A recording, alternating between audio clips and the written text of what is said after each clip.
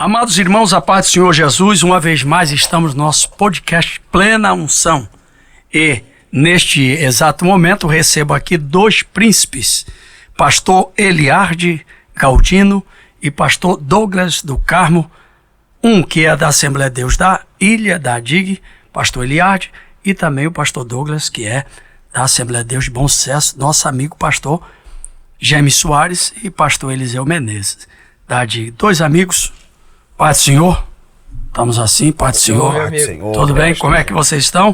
Bem. Na brasa? Na brasa? Na brasa. Na brasa. O fogo arderá continuamente. O fogo arderá continuamente.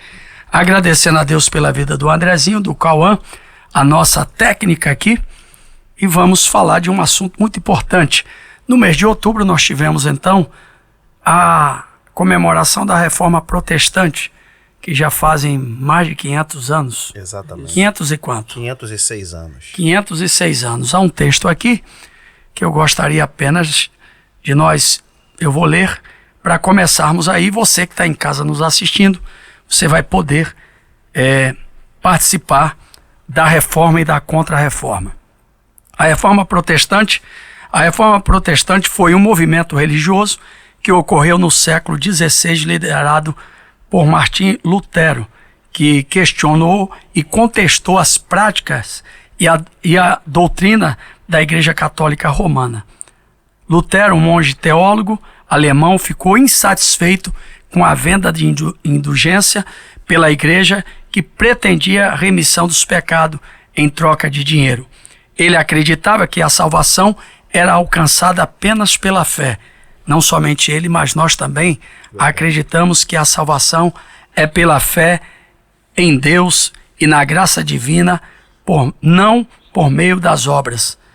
Em 1517, Lutero escreveu as 95 teses que criticava as práticas da igreja e foram fixadas na porta da igreja do castelo em Wittenberg. Eu estive lá nesse castelo, estive lá na Alemanha, então eu fiquei hospedado ao lado. Eita. E vi exatamente o móvel onde ele escreveu a tradução da Bíblia. Ele escreveu as 95 teses. Então vamos falar os principais princípios da Reforma Protestante. Eram conhecidos como as 5 solas. Sola Escritura, é assim que fala? Isso. Sola Fide, Sola Gratia e Solus Christus e soli Deo Glória. Soli Deo Glória. Então, somente a Escritura, somente a fé, somente a graça, somente Cristo e a glória somente a Deus. Bons amigos, estamos aqui para falar sobre estes 5 pontos importantes que é a reforma. Começa com quem? Pastor Douglas. Quem é mais novo, quem é mais velho? Não, o mais velho é o Eliardi. Mais velho é o Eliardi. Você é mais velho? Mais velho, né?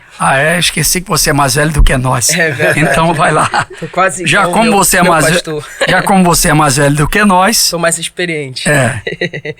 Então, pastor, na verdade, quando a gente estuda o historiador Justo Gonzalez, a gente observa que o grande fomentador da reforma não foi Martinho Lutero. Ah, não? Não. Quem foi o grande fomentador da reforma foi um homem chamado Erasmo de Roterdã. Ele vai escrever um livro chamado Elogio da Loucura, e esse livro vai se espalhar igual rastro de pólvora pela Europa. E nesse caso aí, grandes pensadores vão começar a ter acesso a essa obra. No caso, o próprio Martinho Lutero, o Ulrico Zwinglio, que ninguém fala, mas é um grande reformador suíço na Suíça. O Lutero, ele é o grande deflagrador da reforma protestante. E segundo o historiador Justo Gonzalez, ele diz que a reforma ela aconteceu meio que de forma acidental. Porque quando ele escreve as 95 teses, ele era um monge, né, de ordem agostiniana, o Lutero, e aí ele vivia as práticas da igreja. Eles entendiam que a justificação, a salvação era pelas obras, tinha as vendas de indulgências, uma série de coisas, autoflagelos, enfim, uma série de coisas. A doutrina do purgatório. Isso, a doutrina do purgatório, uma série de coisas. E a Igreja Católica Apostólica Romana, ela sedimentava a salvação a partir das obras. Tinha até uma frase que diziam que cada moeda que tilinta no gasofilácio é uma alma que salta do purgatório. Então, quando Martinho Lutero, ele escreve as 95 teses, ele não estava propondo uma debandagem da Igreja Católica Apostólica Romana. Ele escreve em latim. E latim era a língua dos oficiais do clero. Ele estava propondo o mais alto clero da igreja para um debate acadêmico. O Justo Gonzalez, ele disse que alguém viu essas 95 teses em latim, certamente um outro monge, achou muito coerente que ele fez, traduziu para a língua do Sacro Império Romano Germânico, que naquela época ainda não era chamada de Alemanha. E a partir daí o povo teve acesso e foi uma explosão, espalhou igual um rastro de pólvora na Alemanha. Assim deu início à Reforma Protestante na Alemanha, e lá do outro lado, na Suíça, o Zwinglio já viu e toma do outro lado também. Aí vem vindo. Pastor Douglas. Muito bem. Bom, quero agradecer imediatamente esse momento aqui, né? Poder estar aqui no podcast Pré-Unção. Obrigado, galera, toda a produção. Pastor Marcos Fernandes pelo convite, Eliardo Galdino, que é um parceiro de caminhada, de ministério, e está aqui nessa roda de conversa tão especial que vai abençoar muito você que está acompanhando certamente em algum momento, em algum instante. A hora que você acompanhar, certamente você vai ser muito edificado. Bom, comemoramos, né, 506 anos de Reforma Protestante, faço coro às palavras do pastor Eliardo, e eu gostaria de pontuar primeiro um obscurantismo que a Europa estava vivendo durante os 1000 anos da Idade Média, e que de certa forma conseguiu anuviar todo o conteúdo da palavra de Deus que o europeu ocidental naquela ocasião não sabia. O europeu não sabia ler, as missas todas em latim. Então, a Europa vivia um obscurantismo intelectual com relação ao sumiço da Sagrada Escritura muito grande. E eu acho que a Reforma Protestante ela consegue lançar a lume para o Ocidente a popularização da leitura da Bíblia Sagrada, a contemplação individual da leitura da Bíblia Sagrada. E isso é um ganho que até hoje, passado 500 anos, a gente hoje pode ter uma Bíblia Sagrada e poder ler no nosso idioma vernacular. Isso é um grande ganho da Reforma Protestante. Então hoje, quando a gente observa o resumo, que seriam os 5 solas da Reforma Protestante, eu acho que de fato a igreja não pode deixar passar desapercebida uma data como essa e poder aproveitar esse tempo aqui para a gente poder discutir, pontuar cada sola e algumas implicações para a igreja evangélica brasileira nos dias de hoje. Sim, muito certamente vai tornar o bate-papo muito importante. Então o pastor Eliardo já fez um panorama histórico aqui sobre a questão da Reforma Protestante, e depois a gente pode pontuar alguns tópicos que eu diria assim, bastante importantes com relação aos ganhos da Reforma Protestante. Nesse minuto eu gostaria de pontuar o que para mim é o que mais significa na questão da Reforma Protestante, que é o combate de Lutero ao Deus do medo, ao Deus do terror que a Europa vivia, graças às campanhas do Vaticano, graças às campanhas da Igreja Católica entrando em aldeias e ameaçando pessoas, estendendo a condenação no purgatório, que nós protestantes particularmente não acreditamos, e ameaçando o povo. Então eu me lembro muito bem de uma fala que li num livro sobre como era muito fácil você colocar o terror nas pessoas naquela ocasião, praticamente obrigando-as a pagar a indulgência. Era basicamente o seguinte, né? A pessoa chegava na aldeia e dizia: olha, você vai morrer, mas eu vou piorar. Você não sabe quando vai morrer. Pior ainda mais, você não sabe para onde vai quando vai morrer. São essas 3 colocações que dão medo em qualquer um. Você vai morrer, não sabe quando vai morrer e não sabe para onde vai quando vai morrer. Então aquilo ali fazia com que as pessoas tinham um medo de Deus absurdo. Aí você me faz lembrar, eu chegando no hospital e o enfermeiro que me atendeu disse: você é uma bomba relógio. Qualquer dor que você sentir, corra logo para cá. Exatamente isso. É o medo, porque se diz que você é uma bomba relógio. Que a qualquer momento pode explodir. Então você fica, mas quando vai ser, você fica esperando. Verdade. Essa cultura do medo, né? Essa cultura do medo. E o Lutero, ele se converte, pelo menos assim, saindo da vida do direito e se matriculando, por assim dizer, no mosteiro agostiniano, exatamente por esse medo de Deus. Então, antes do Lutero conhecer o Deus de amor, por quem faz teologia da misericórdia, da graça, da cruz e, sobretudo, da justificação, é importante que seja pontuado nessa hora que o Lutero se converte exatamente porque temia que um raio pudesse cair literalmente no mesmo lugar 2 vezes. Primeiro porque se diz, né, que um amigo dele foi atingido por um raio e ele faz uma promessa para Santa Ana dizendo: se a senhora me proteger desse raio, dessa chuva, se eu sair daqui, eu largo direito e me converto num monge. Então, dá para ver, só pela história da conversão de Lutero, que ele não se converteu porque se simpatizava a imagem de Deus ou coisa parecida. Não, ele se converte com medo de morrer, um medo absurdo de morrer. Até então que ele não conseguia se ver perdoado, mesmo pelas práticas de suas obras. Depois eu explico um pouco mais isso, depois de passar a palavra. E ele não consegue se ver perdoado pelas práticas das suas obras, então ele começa a libertar daquela concepção amedrontadora da teologia medieval, que de certa forma contribuiu negativamente para que ainda hoje, passado 500 anos, os europeus não crescem mais em Deus. E também você falando isso da cultura do medo, tem gente, a gente percebe isso, que realmente vai à igreja com medo. Com medo. Principalmente pandemia, agora. A pandemia deixou isso claro. Então, deixou muito claro. Então, a pessoa descobriu que, na verdade, ele nunca confiou em Deus. Verdade. O medo, o medo de perder o casamento, o medo de fracassar, o medo disso, é que fez com que essa pessoa corresse desesperadamente. Pessoas até que nunca disse que não acreditavam em Deus, mas o medo de morrer. Então, é muito antagônico a ideia de crer num Deus, ou respeitar esse Deus, ou amar esse Deus, porque é a única opção que eu tenho, e eu tenho que fazer isso, porque senão ele pode me matar, ou pode me destruir. Essa não é a relação que Deus quer ter com nenhum dos seus filhos. E é importante pontuar sobre essa questão que ele está falando de medo, pastor, que o Lutero, ele se converte, ele vai para um mosteiro, né? E ele ainda continua cheio de inquietações por causa dos seus pecados e tudo mais. E aí ele era um monge de linha agostiniana, ele vai estudar Agostinho, a história de Agostinho vai numa direção diametralmente um pouco oposta, ele se converte pelo medo, e o Agostinho era um cara pecador, miserável, gostava de um monte... Na obra dele, As Confissões de Agostinho, você vai ver a forma que ele se converte. Né? É incrível. E o Lutero, ele tinha essa inquietação. Então, quando ele começa a estudar Agostinho e a carta aos Romanos, aí ele descobre que a justificação não tinha a ver com o que eu faço, mas com aquilo que Cristo já fez na minha vida.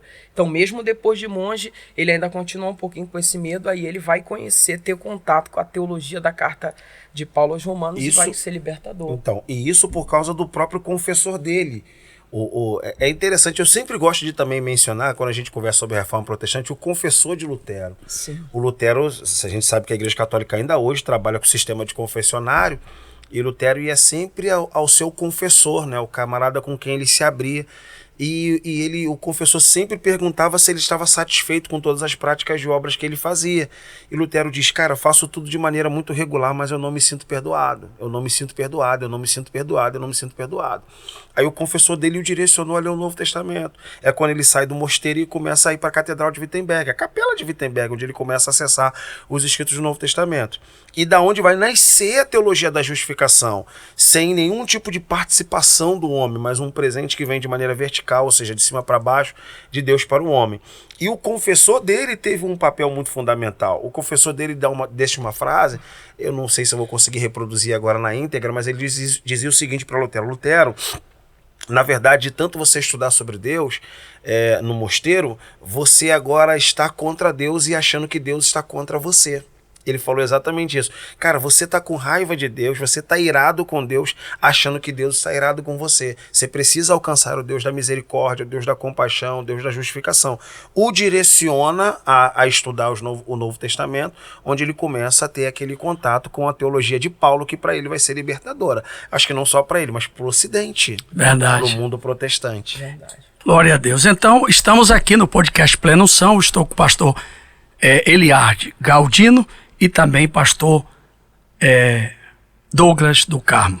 Vamos falar agora, adentrando neste assunto, vamos falar da primeira sola, que é somente as Escrituras. Uhum. Eu começo agora, né? Manda. Somente a Escritura. Muito bem. São 5, né? São 5. Vamos tratar das 5, então vamos falar das 5 solas. Vamos lá. Deixa eu botar uma pitadinha de humor aqui. Eu falo que são 6 solas, né? São os 5 e o 6º solo é o solamento, né? Solamento. Brincadeiras à parte. Vamos lá. Meu pastor Marcos Fernandes, eu acho que o sola Escritura é um grito do retorno predominante da Escritura sobre os púlpitos das igrejas do Brasil. A gente sabe que o Lutero estava combatendo a tradição da igreja, que no movimento católico, na teologia católica ainda hoje, ele está em pé de igualdade, se não está em superioridade à Sagrada Escritura. Então isso é um debate também muito longo. A Igreja Católica se recusa a aceitar o solo da Escritura porque ela entende que a tradição tem tamanho relevo e importância como a Escritura. Lutero não acreditava isso. Lutero queria colocar numa espécie de pirâmide no topo a Escritura. E então, considerando a Escritura no topo da pirâmide, a Escritura deveria nortear a tradição e nortear, sobretudo, também a conduta da igreja. Para a gente poder não ficar muito no tempo histórico e vir para o tempo de hoje, é importante que a gente use aqui o Plenão-São Podcast para a gente poder reforçar a importância de não perder o contato com a Sagrada Escritura nos púlpitos. O senhor sabe muito bem, como pastor presidente que é, a quantidade de pessoas que o senhor escuta, e a gente sabe o quanto a exiguidade da palavra de Deus se demonstra cada vez mais real, ou seja, pessoas dando mais ênfase a um testemunho, pessoas dando mais ênfase à modernidade, pessoas dando mais ênfase muitas vezes a uma apresentação pessoal, enquanto que a Sagrada Escritura parece ficar num processo secundário da condução da igreja. Sim. E eu acho que uma das grandes lutas de Lutero foi colocar a Sagrada Escritura acima de tudo que é sistema religioso. E nós, como defensores da Reforma Protestante, porque somos filhos da Reforma Protestante, nesse momento nós precisamos ser guardiãos, responsáveis para que a palavra de Deus continue sendo suficiente para poder alimentar a piedade religiosa. E isso não vem acontecendo hoje, tristemente. Muitas pessoas vêm adequando recursos ou adicionando ou retirando. E isso, mais do que um pecado espiritual, é desconsiderar a suficiência da palavra de Deus, é desconsiderar a suficiência da Sagrada Escritura. É relativizar e dizer que ela não é uma verdade absoluta. Além disso, é como se você dissesse que a gente não precisa mais desse livro para poder conduzir a vida cristã hoje. E uma das coisas que Lutero mais lutou foi para que a palavra de Deus continuasse tendo relevo principal na condução de uma igreja. Uma igreja sem palavra é tudo menos uma igreja. É como se também hoje está virando moda de que a Bíblia não é a palavra de Deus, ela contém. Aí entra para o campo da teologia liberal, né? Eles dizem que a Bíblia ela não é a palavra de Deus, ela contém a palavra de Deus. Isso que o pastor Douglas pontuou é muito interessante, pastor. Naquela época, no período da Reforma, né, quando vai explodir a Reforma Protestante, existiam 3 documentos que eles consideravam as autoridades da igreja. Era o direito eclesiástico, a Bíblia e a bula papal. E eles diziam que os 3 documentos seriam importantes, estariam em pé de igualdade. No entanto, a Bíblia ficava lá embaixo, porque a palavra papal era o que valia, o que o Papa dizia está dito. Quem aceitar está no céu, quem não aceitar está no inferno. Depois veio o direito eclesiástico e a Bíblia era o que menos se observava naquela época. Então o que a Reforma fez? Muito bem pontuado pelo pastor Douglas, a Reforma não só botou a Bíblia na mão do povo, mas como o pastor Douglas muito bem pontuou aqui, tinha muitas pessoas naquela época que não sabiam ler e escrever. E o que Lutero, Felipe Melanchthon e outros reformadores vão fazer? Vão começar a alfabetizar o povo, vão traduzir a Bíblia do grego e do latim para a língua do Sacro Império Romano Germânico e vão dizer: vocês não querem acreditar na gente, não tem problema, lê aqui, a gente está mandando só vocês lerem a Bíblia. Olha o que o Papa e a Igreja estão dizendo e olha o que a palavra de Deus está dizendo. Exatamente. Então o que o Lutero vai fazer? Ele vai tirar a Bíblia de uma posição lá de baixo, bula papal, direito eclesiástico e palavra, e vai colocar ela no topo. E é por isso que vem essa expressão sola, né? A gente fala as 5 solas, no latim sola é somente. Então sola é escritura, somente escritura, e aí por aí vai. E o Lutero considerava a Sagrada Escritura suficiente. Então eu acho, de verdade, que a gente precisa reforçar hoje o quanto a Escritura é suficiente para alimentar a nossa vida religiosa. Como pentecostais, a gente sabe que o Espírito é um adicional, de certa forma. Ele nunca entra num caráter de substituição, mas sempre num caráter de unidade. Espírito e Escritura. Infelizmente o pentecostal se inclina mais ao Espírito e não muito à Escritura. Na verdade é o misticismo. Misticismo. Sim. É muito mais do que isso. Agora tem uma coisa, falando de Escritura, há um debate, principalmente nos seminários, sobre a questão das traduções. Uhum. Nós estamos falando somente da Escritura. Verdade. Uhum. Vamos lá que uma palavra tem um sentido em uma região. Então nós temos, por exemplo, uma palavra escrita dentro de um dialeto, que é vamos lá, o grego, hebraico. o hebraico, a palavra perfeito, tanto no hebraico quanto no grego, vamos falar de 3 situações. A própria palavra amor, né? Amor. Então, o que dizer das traduções? Eu começo, se o pastor Liard me permite. Manda bravo. Acho, para começar, né, precisamos dizer para quem nos acompanha que a tradução João Ferreira de Almeida é uma Bíblia segura. Embora tenha suas limitações vocabulares e técnicas e exegéticas, uma área que o Liard domina bem, a gente precisa imediatamente reforçar que o fiel, o indivíduo, o cristão, pode ir a uma livraria e comprar uma Bíblia que ele tem uma boa Bíblia. Agora, é claro que a gente aprendeu isso lá no mestrado, né? O padre Leonardo Agostini dizia uma coisa que era chamada língua de saída e língua de chegada. Então, a língua de saída do Antigo Testamento, hebraico, língua de chegada, português, antes passa pelo latim.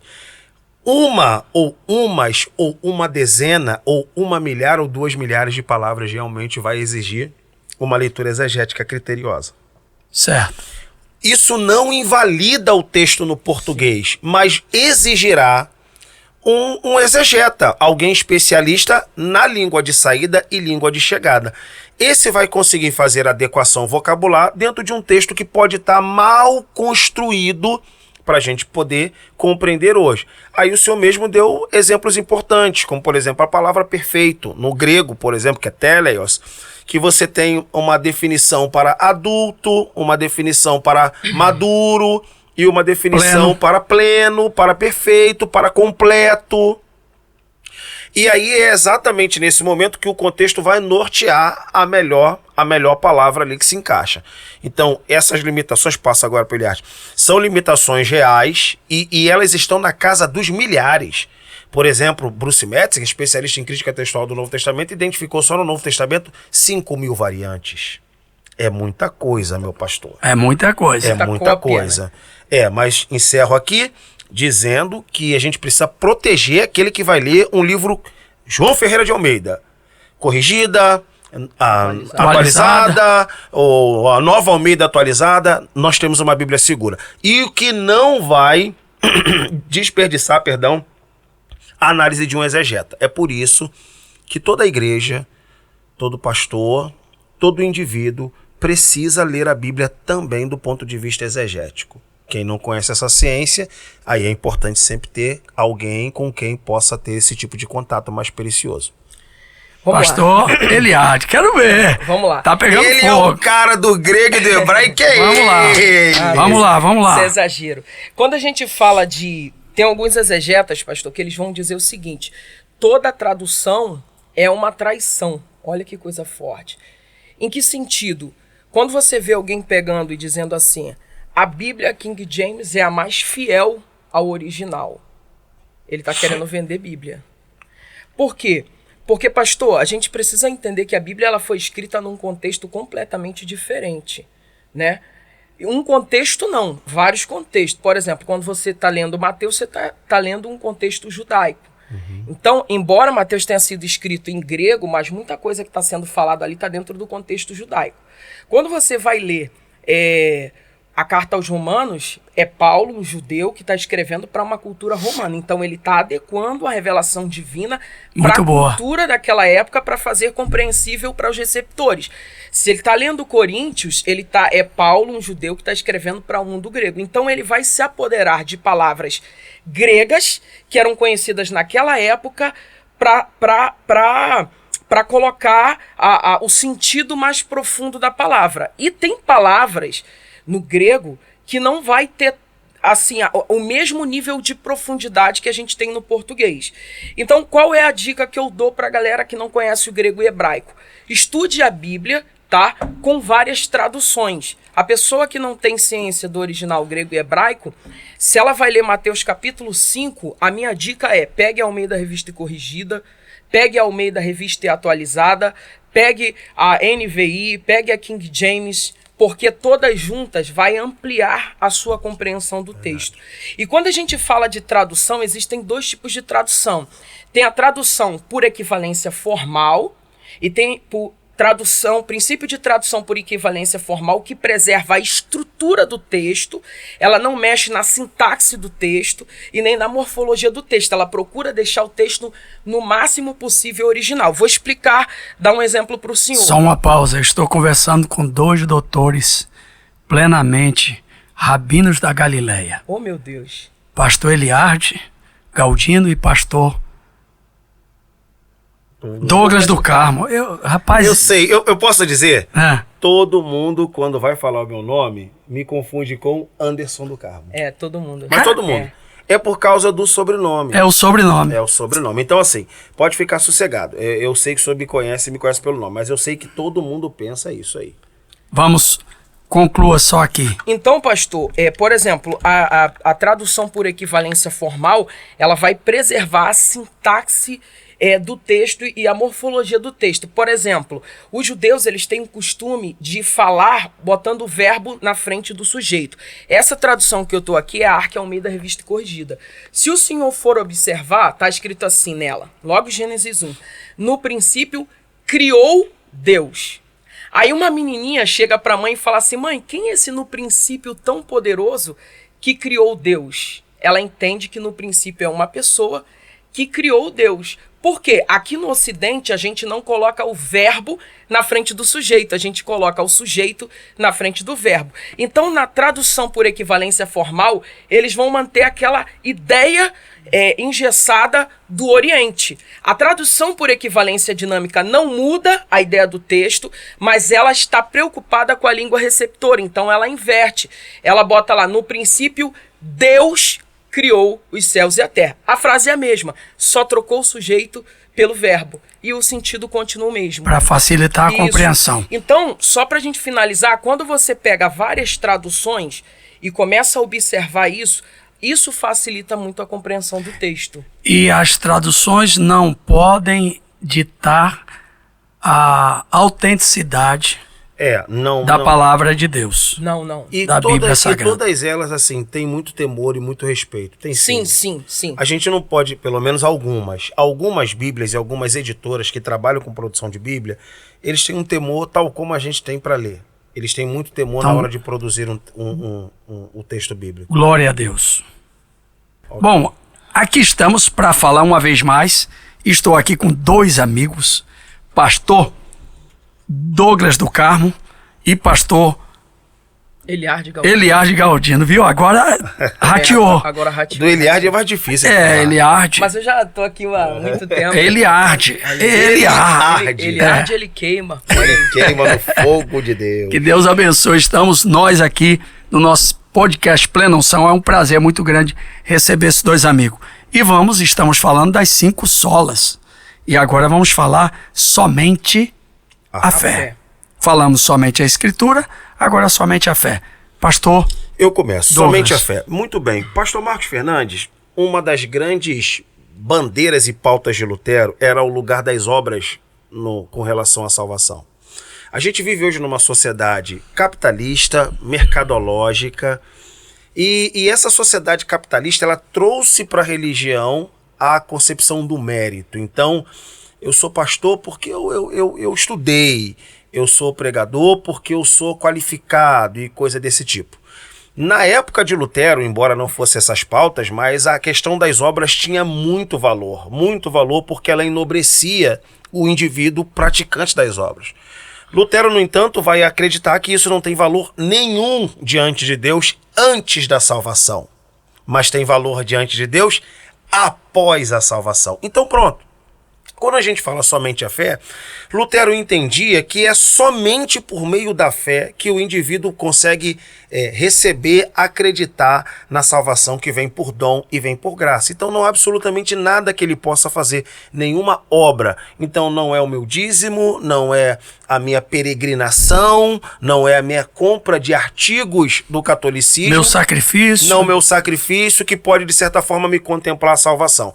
Mas o Lutero acreditava nas obras, mas a obra está sempre em caráter secundário, ou seja, a obra tem valor após a salvação, mas não para a salvação. E muito boa colocação. Infelizmente, né, sempre fazendo a contraposição, infelizmente, meu pastor, por isso que esse podcast é muito importante, porque a gente precisa reforçar que a nossa salvação, ela é dada por nós, por graça divina, e ela é crida mediante a fé. Não há nada que a gente faça capaz de dizer diante de Deus que somos merecedores da salvação. Então a máxima diz, sola fide, é para demonstrar para nós que a nossa obra não tem valor nenhum diante de Deus. Então é importante que isso seja dito. Passo o restante aqui para o pastor Eliardo. Paulo escreve 2 cartas defendendo a ideia de justificação pela fé. São elas Gálatas e Romanos, né? E dentro do contexto de Paulo, é importante salientar que Paulo não está anulando a lei. Paulo não anula a lei, nem Jesus anulou. Eu não vim anular, abrogar, cancelar a lei, eu vim cumprir. Ele cumpriu porque nele não se achou pecado. Então é importante a gente salientar que quando Paulo escreve somente a fé, justificação pela fé, ele está falando, ele está combatendo uma ideia de judaizantes, sobretudo na carta aos Gálatas, que penetraram na região da Galácia e estavam tentando dizer que para o homem ser salvo ele precisava cumprir as leis dietéticas judaicas, guardar o sábado, fazer a circuncisão, praticar todas essas coisas. E Paulo está dizendo que não, a justificação não se trata daquilo que eu faço, mas daquilo que Cristo já fez na minha vida. A justiça daquele que não cometeu pecado foi imputada na minha vida. O Lutero vai se apropriar dessa doutrina num contexto agora totalmente diferente do de Paulo, mas que vale a mesma ideia, porque o contexto ali era de corrupção. A igreja estava aterrorizando os fiéis gentílicos. Os gentílicos, né? No caso, gentílicos já é mais para um contexto bíblico. Mas eles estavam aterrorizando, nesse período de Lutero, todo o império, a extensão do Império Romano já era católica. Era uma sociedade camponesa. Isso. Então o povo tinha medo do inferno. E aí a igreja estava enriquecendo, se tornando uma poderosa senhora feudal, através dessa prática. E aí, por que Lutero não é executado? Por que não matam Lutero? Porque os príncipes, que eram quem mais perdiam para a Igreja Católica Apostólica Romana, quando entenderam, peraí, para eu ser salvo, eu não tenho que dar propriedade, eu não tenho que fazer isso, eu não tenho que fazer nada disso, Paulo diz não, o Lutero diz não, de acordo com Paulo, na carta aos Romanos, a justificação acontece pela fé. Agora, pegando um gancho na palavra do pastor Douglas, muito importante, que ele disse que para Lutero as obras, elas não têm importância antes da fé como critério da salvação, mas depois da fé, isso eu reitero aqui o que ele está falando. Porque quando Paulo escreve Efésios 2, ele diz assim, porque pela graça sois salvos por meio da fé. Isso não vem de vós, é dom de Deus. Ele está tirando o mérito todo meu. Salvação vem pela graça, ou seja, favor imerecido por meio da fé. Não vem da força do meu braço para que eu não me glorie. Mas isso, o Paulo não está invalidando a importância das obras, porque no verso 10 ele diz, porque somos feituras suas, criadas em Cristo Jesus para as boas obras. Então, a fé, a justificação acontece pela fé, mas as obras, elas, aí vou para Tiago, elas corporizam, elas materializam a minha fé. Por isso que Tiago diz, se você diz que tem fé, eu te pergunto, mostra as tuas obras. Não que você será salvo pelas obras, mas a tua fé, ela é evidenciada pelas tuas obras. Então, não significa que ele está anulando, ele só está combatendo a corrupção da igreja naquele período. Eu gostaria de falar uma coisa que não tem nada a ver com reforma protestante. Aliás, pode até ter. E eu também não quero dizer de antemão que eu tenha certeza absoluta sobre o que vou dizer. Mas veja bem, eu me lembro de um texto de Romanos 4,4, eu acho que de cabeça é basicamente assim.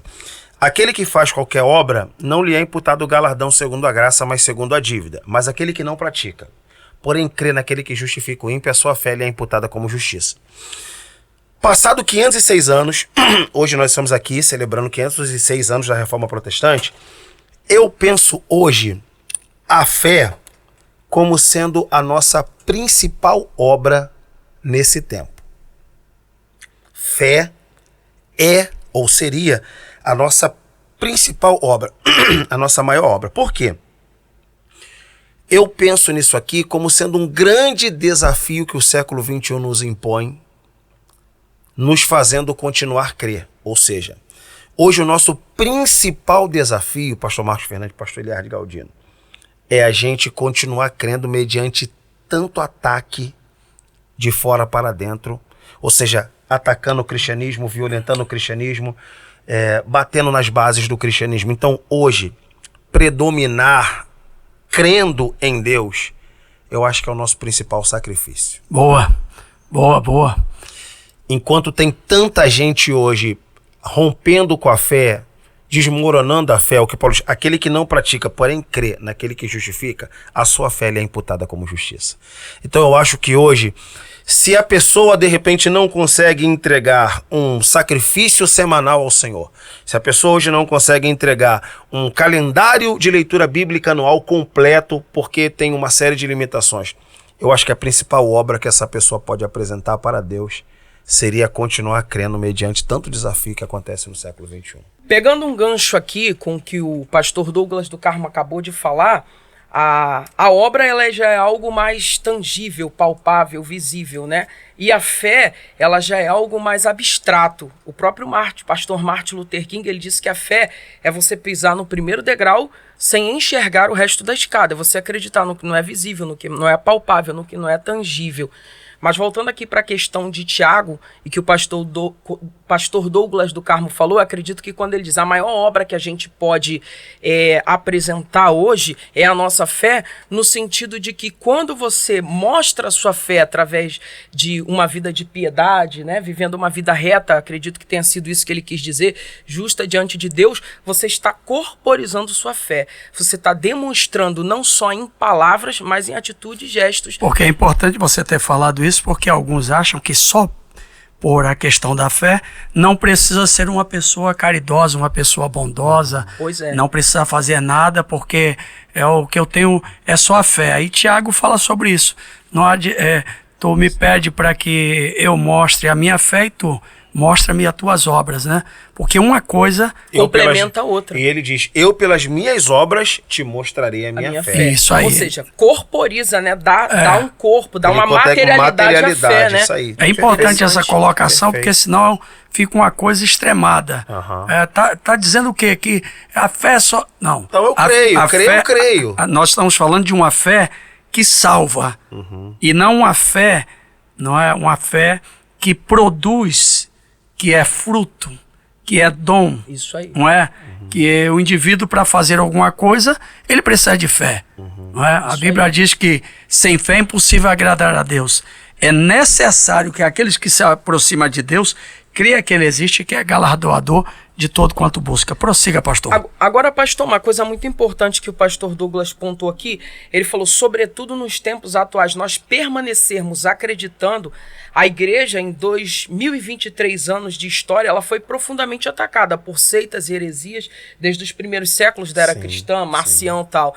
Mas a partir, né, por causa dos erros e abusos que a igreja cometeu, tudo mais, a partir do renascentismo, iluminismo, historicismo, começou a acontecer um ceticismo, um ataque à fé muito mais poderoso do que sempre existiu. E um ataque sistemático. Exatamente, uma coisa sistemática. Intelectual, vamos colocar aí. E aí surge uma das grandes teorias, que é a teoria, não é, da evolução, para tentar desconstruir a ideia de um Deus criador, né? É isso aí. E isso está roubando a fé de muitos jovens no espaço acadêmico, espaço universitário. Então, quando eu quis dizer que hoje a qualidade da obra que a gente pode apresentar para Deus é permanecer crendo mediante tantos desafios, é porque realmente hoje existe uma instrumentalidade intelectual, principalmente nos espaços universitários, que tenta, de certa forma, roubar a fé de todo mundo. Então, quem permanece crendo hoje, no tempo de hoje, é realmente um vencedor. Como disse Karl Marx, que